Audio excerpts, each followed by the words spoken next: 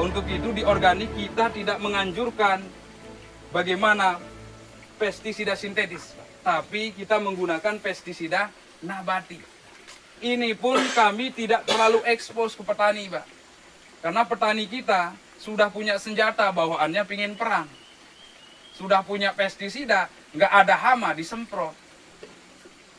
Dan banyak beredar pestisida sintetis di kita yang kata petani nggak efektif. Sebenarnya petani kita yang kurang konsisten. Banyak nggak di, yang penting bagi penjual itu, ini Pak bagus buat hama, bagus buat hama. Tidak dikasih tahu ke petani kapan waktu efektif untuk nyemprot. Petani kita gendong hand sprayernya jam 9 ke sawah.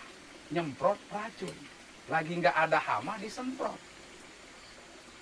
Sehingga petani bilang, Pak nggak ada yang mati. Gimana mau ada yang mati? Karena hama lagi pergi. Efektif nyemprot itu di bawah jam 7. Petani kita belum bangun. Pagi-pagi Bu, ketika hama masih ada di situ, masih belum terbang, lagi makan atau lagi sarapan, atau nanti setelah jam 3, jam 4, jam 5 sore. Itu baru efektif, karena sifat pestisida itu kan harus kontak. Nah, petani kita jam 9 keluar ke sawah nyemprot lagi nggak ada hama.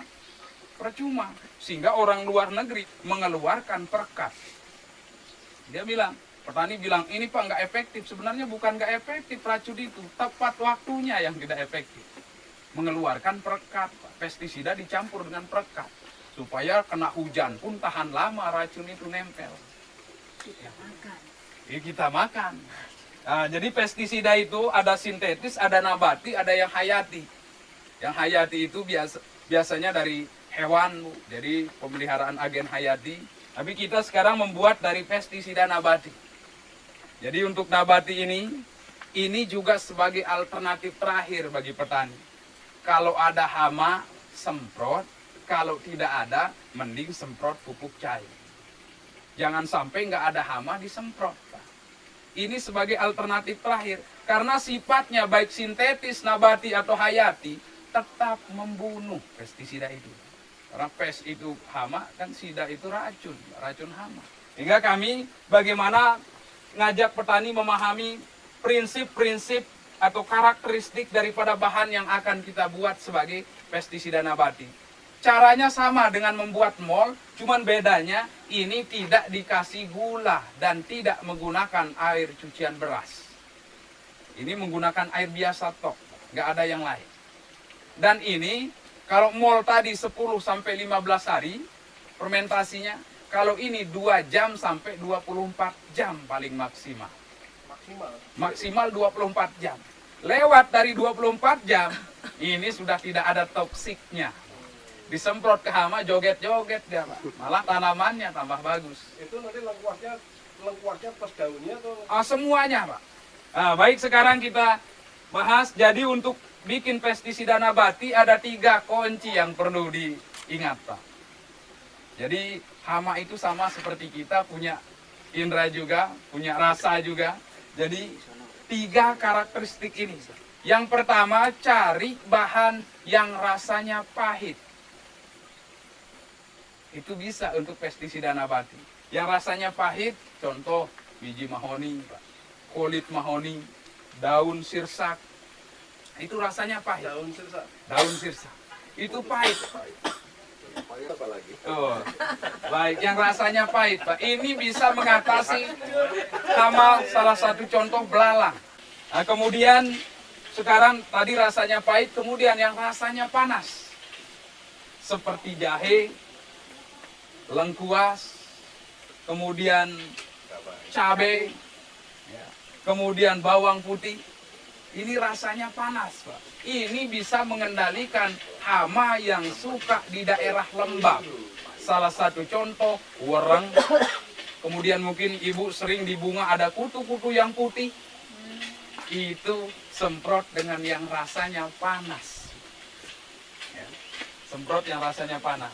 Kemudian yang ketiga, kunci yang ketiga adalah yang baunya menyengat. Baunya tidak enak. Salah satu contoh, jengkol, mengkudu, peti. Ini bisa mengatasi hama tikus. Karena tikus tidak suka bau-bau yang tidak enak. Nah, untuk cara pembuatannya, ini sekarang tinggal diekstrak, Pak. Ya. Contoh, sekarang kita ekstrak, Pak. Jahe merah. Jahe merah, lengkuas. Nah, ini boleh dicampur jadi satu, Pak. Ya, di mix. Kemudian ada serai juga. Ini kenapa kami tampilkan yang rempah-rempah ini, karena ini banyak di dapur. Tapi kalau di petani banyak sekali daun-daunan yang mempunyai karakteristik 3 tadi, Pak. Pahit, pedas, dan baunya menyengat atau baunya tidak enak. Karena cukup dikeluarin karakternya saja. Iya, dikeprek aja, Pak. Seperti ini. Nah.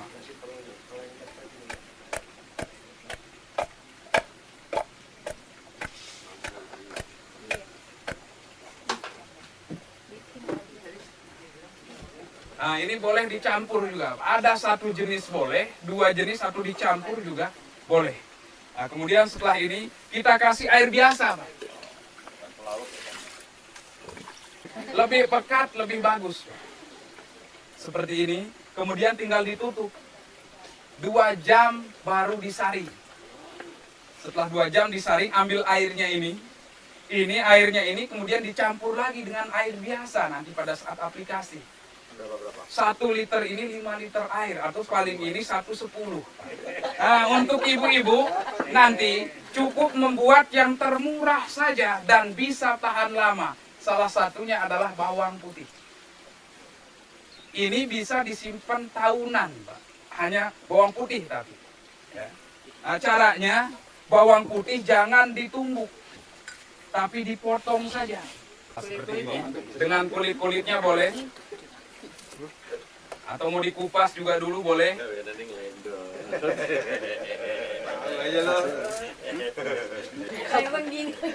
Nah, seperti ini. Atau nanti kasih 1/3 dari wadahnya. Tinggi bawang putihnya. Kemudian kasih air. Air biasa, Pak, jangan air laut. Susah nyari air laut, Pak. Nah, seperti ini, Pak. Nah, setelah seperti ini boleh ditutup.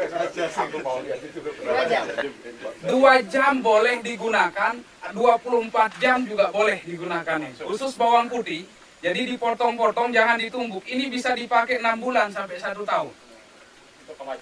Ya, jadi setelah ini diamkan 2 jam sampai 24 jam. Setelah itu mau pakai nyemprot, ambil airnya saja. Kemudian ini kan turun ke bawah. Nah, kasih ulang, isi ulang lagi.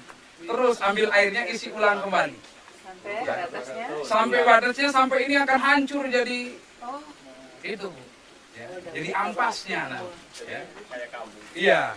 Jadi ini bisa dipakai 6 bulan sampai 1 tahun. Ini irit.